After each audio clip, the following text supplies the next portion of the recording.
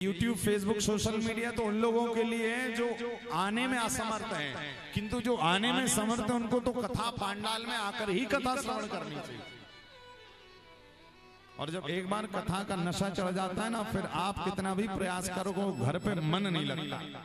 और जब घर पे मन ना लगे, पांडाल में मन लगे, तब समझ जाना कन्हैया का रंग आप पर चढ़ गया, ठाकुर जी का रंग। ये तो हमारे कन्हैया का रंग किसी पे चढ़ता नहीं है, और यदि एक बार चढ़ जाता है तो फिर ठाकुर जी उसको अपना ही बना लेते हैं। तो सुखदेव जी पर ठाकुर जी की कथा का रंग चढ़ गया। कैसे चढ़ा? भोले बाबा के मुख से जब सुखदेव गुरुदेव ने कथा सुनी तो पैदा हुए, और पैदा होते साथ ही जंगलों की ओर भाग रहे हैं। क्या, किस भाव से भाग रहे हैं कि जो कथा मैंने सुनी अब वो कन्हैया को मैं प्राप्त करना चाहता। यहाँ पर लिखा है सुखदेव जी किसके पुत्र हैं? व्यास जी के। कौन पिता चाहेगा कि उसका बेटा पैदा होते से ही सन्यासी बन जाए? कोई नहीं चाहेगा। किंतु आज सुखदेव जी को जैसे ही पैदा हुए और भागने लगे तो पीछे पीछे व्यास जी भाग रहे हैं। देखिए, संसारी पिता भागे तो बात समझ में आती है, किंतु वेद व्यास जिन्होंने 18 पुराणों का निर्माण किया, 4 वेद, 6 शास्त्र, उपवेद, इतने इतने ग्रंथ बनाए, उसके बाद भी जो पुत्र की कामना थी ना, वो अंदर जन्म ले गई। कई लोग कहते हैं ना, महाराज हमने काम छोड़ दिया, क्रोध छोड़ दिया, लोभ छोड़ दिया। यदि वो कहकर बता रहा है कि हमने छोड़ दिया, समझो अभी कुछ छोड़ा वोड़ा नहीं है, क्योंकि जो छोड़ देता वो कभी कहता नहीं।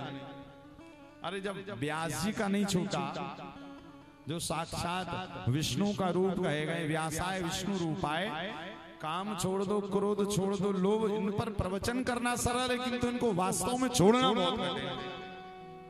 क्या हम भी आए यहाँ पर 3 घंटे आपसे खूब कहें भैया काम छोड़ो, क्रोध छोड़ो, लोभ छोड़ो, मोह छोड़ो, केवल कथा सुनो, तो आप कहोगे महाराज काम, क्रोध, लोभ, मोह, मद मात्सर्य छूटने वाला नहीं, मुझे भी पता नहीं छूटता है।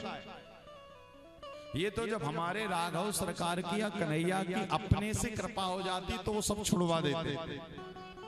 इसी कारण याद रखिएगा, ठाकुर जी की कथा कभी किसी को कुछ छोड़ने नहीं बोलती।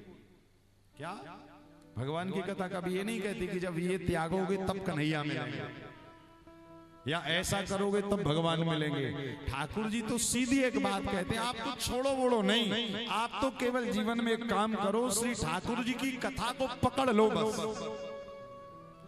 छोड़ने छाड़ने की टेंशन आपकी नहीं है, जो छूटना हो। देखिए, हाँ एक काम करना है कि कथा को पकड़ना पड़ेगा, और यदि आपने कथा पकड़ ली, फिर जीवन में जो छूटना होगा वो छूट जाएगा, और जो साथ में रहना होगा वो साथ में ही रहने वाला है।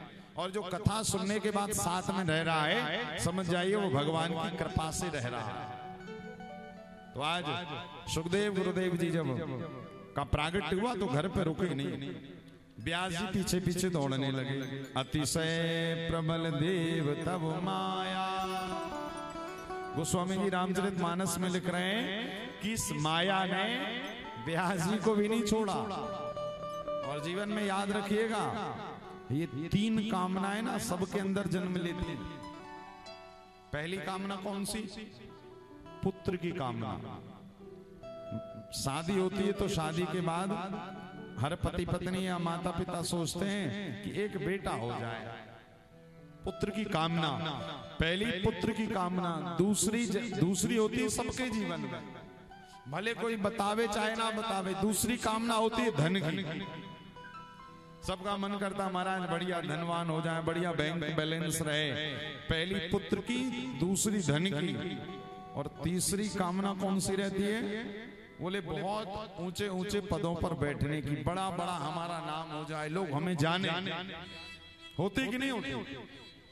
अच्छा देखो, कोई साधु संत ब्रह्मचारी भी बन जाए ना, उसके बाद भी अपने नाम के आगे कितना बड़ा बड़ा लिखवाते हैं, श्री श्री श्री श्री 1008 श्री ये महाराज लिखवाते हैं कि नहीं लिखे? ये क्या है? ये है नाम के प्रति आसक्ति, उनको अपनी ख्याति चाहिए। शास्त्र कह रहे इसी कारण 3 की कामना, पुत्र की कामना, धन की कामना, और यदि विवाह नहीं करवाया है, ब्रह्मचारी जी हैं तो ब्रह्मचारी जी हो चाहे बहुत बड़े पदों पर आसीन हो, उनको कामना रहेगी कि हमारा नाम बहुत बड़े अक्षरों में लिखा जाए। ये तीन की कामना व्यक्ति के जीवन में रहती ही रहती है।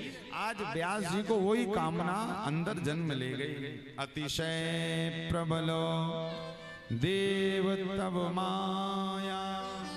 अब पता है क्या हुआ, आगे आगे पुत्र जा रहे थे और पीछे पीछे व्यास जी रोक रहे थे। क्या करे, पुत्रेति तन्मय तया तरवो विनेन्दो। अरे पुत्र रुक जाओ। सुखदेव जी ने कहा कौन किसका पिता कौन किसका पुत्र, आप जाइएगा ना, मैं भजन करने जाने दीजिए, किंतु पिता तो पिता पीछे पीछे जा रहे हैं।